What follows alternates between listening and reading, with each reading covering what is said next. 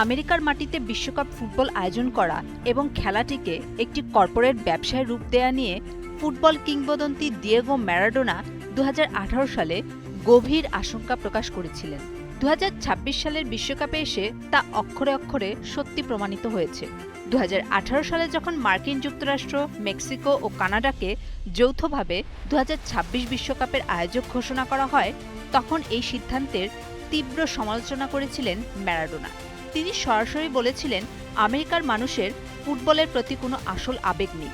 তারা খেলাটির মূল চরিত্র নষ্ট করে একে একটি নিখাত বাণিজ্যিক পণ্যে পরিণত করবে।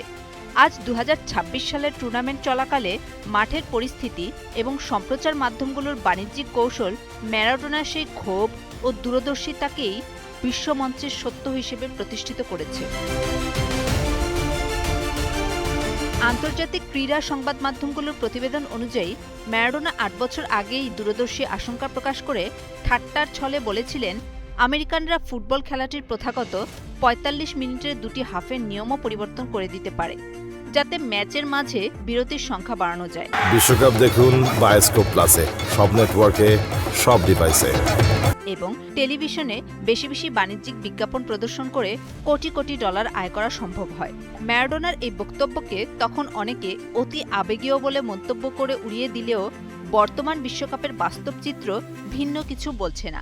আমেরিকার তীব্র গরম ও আর্দ্রতার অজুহাতে ফিফা এবার অফিসিয়ালি যে হাইড্রেশন ব্রেক বা পানি পানের বিরতি চালু করেছে, তা মূলত সম্প্রচারকারীদের জন্য একটি বিশাল বিজ্ঞাপনের স্লটে পরিণত হয়েছে।